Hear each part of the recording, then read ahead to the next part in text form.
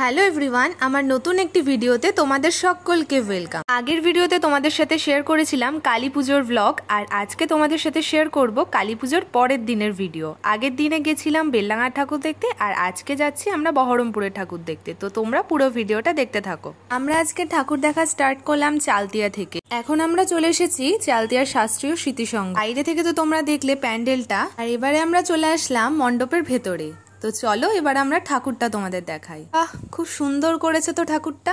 চালতিয়ার পূজা মণ্ডপ থেকে বেরোনোর পর বাইরে গিয়ে দেখলাম বেশ সুন্দর একটা মেলা বসেছে, আর তারপর ভিড়টাও কিন্তু অনেকটাই বেশি। প্রথমে ভেবেছিলাম নেমে যাব, তারপর ভাবলাম যে না, এরপরে আরো বেশি ভিড় হয়ে যাবে, চলে যাই। এখন যাচ্ছি বহরমপুরের সবচেয়ে ফেমাস কালী পুজো যেখানে হয় সেটা দেখতে। তোমরা গেস করো দেখি, যদি গেস করতে পারো তাহলে অবশ্যই কিন্তু কমেন্টে জানিও যে কোনটার কথা বলছি আমি। বহরমপুরে সান্টা ফকিয়ার ঠাকুর দেখতে আসা মানে এক প্রকার যুদ্ধ। ফার্স্ট অফ অল গাড়িটা তো পার্ক করে রাখা হলো অনেকটা দূরে, তারপর আমরা হাঁটি হাঁটি পায়ে চলে আসলাম। এসে দেখি সামনেটা অল্প অল্প ভিড় ছিল হাঁটতে হাঁটতে। এখন দেখি বহরমপুরের প্রায় সব লোকজনই চলে এসেছে সান্টা ফকিয়া একসাথে দেখতে।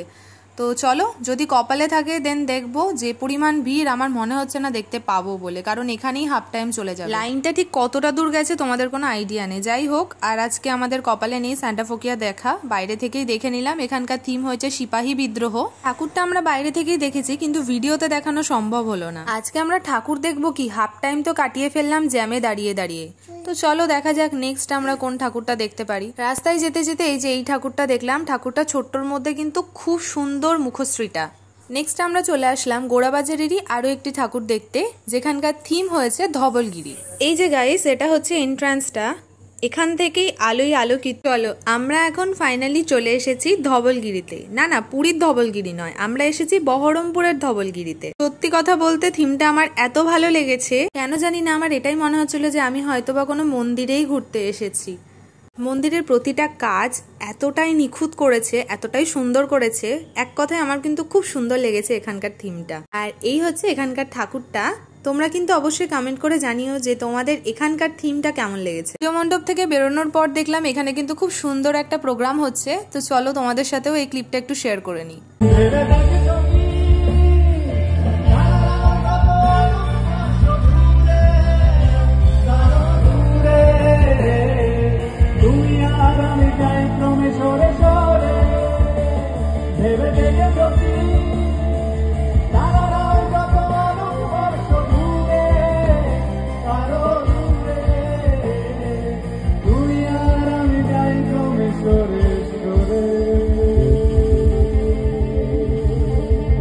সুন্দর একটা প্রোগ্রাম দেখার পর এখন আমরা চলে আসলাম স্কোয়ার ফিল্ডের পাশে। এখানে বেশ কয়েকটা পুজো হয়, 3-4টে মতো। ফার্স্ট চলে আসলাম এখানে, এটা হচ্ছে প্যান্ডেলটা আর এটা হচ্ছে ঠাকুরটা। তো এখন আমরা যেখানে চলে আসলাম এটাও কিন্তু স্কোয়ার ফিল্ডে রয়েছে। এখানে অনেকটাই লাইন ছিল, তাই জন্য একটুখানি লাইনে দাঁড়াতে হয়েছে। বাইরে থেকে দেখতে একটা ভুতুরে ভুতুরে ব্যাপার লাগছিল, একটা আওয়াজ হচ্ছিল যেটাও মনে হচ্ছিল যেন ভূতের কিছু একটা থিম হয়েছে। তারপর ভেতরে এসে আমি সত্যি উদ্ধার করতে পারিনি, মহাশ্মশান মনে হলো একবার এখানে দেখছি ভূত রয়েছে।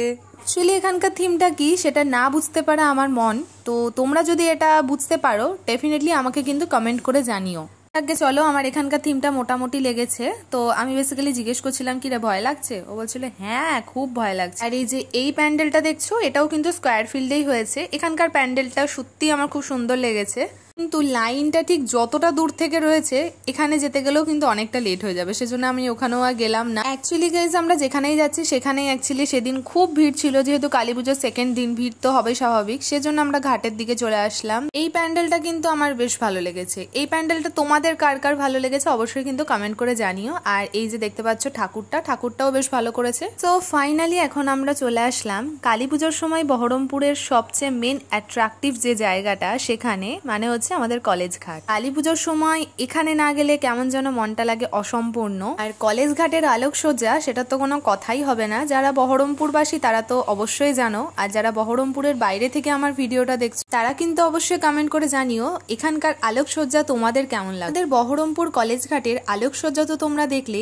এবার তোমাদেরকে দেখাবো আমাদের বহরমপুর কলেজ ঘাটের জাগ্রত মা কালীকে। এই হচ্ছে আমাদের কলেজ ঘাটের জাগ্রত মা কালী। মায়ের এই রূপ দর্শন করলে যেন গায়ে কাটা দিয়ে ওঠে। আর এখানেও ঠিক কতটা ভিড় তোমরা তো ভিডিওতে দেখতেই পাচ্ছ। কি অসাধারণ সুন্দর দেখতে লাগছে না মাকে। মায়ের দর্শন করে আসার পর আমরা কিছুক্ষণ ঘাটে দাঁড়ালাম। আচ্ছা, আমাকে একটা কথা বলো তো, বাইরে গেলে কি তোমাদেরও এমন হয় যে মনটা কেমন খিদে খিদে পায়? আমার তো হয় এটা।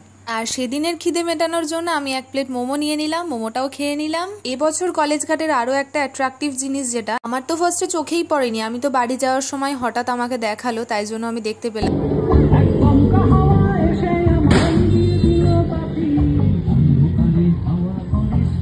কলেজ ঘাটে কিন্তু অনেকগুলোই পুজো হয়, এখানে আরো একটা পুজো দেখলাম। তো চলো, আজকের মতো আমাদের ঠাকুর দেখার ডান। এখন আমরা রওনা দেব বাড়ির দিকে। আর যাওয়ার পথে এই যে শ্মশান ঘাটের কালী ঠাকুরটাও দেখে নিলাম। আজকে আমাদের বাইরে খাওয়ার প্ল্যান রাখিনি, আজকে আমরা বাড়িতেই খাওয়া দাওয়া করবো একসাথে। তো ঠাকুর টাকুর দেখে আমরা এক জায়গায় আসলাম, এসে বিরিয়ানি নিয়ে নিলাম। তো এবার বাড়ি গিয়ে সবাই মিলে একসাথে খাওয়া দাওয়া করবো। তাহলে চলো, আজকের ভিডিওটা এতটুকুই। সবাই সাবধানে থেকো, ভালো থেকো, সুস্থ থেকো। দেখা হবে নতুন কোনো ভিডিও নিয়ে। সবাইকে বাই।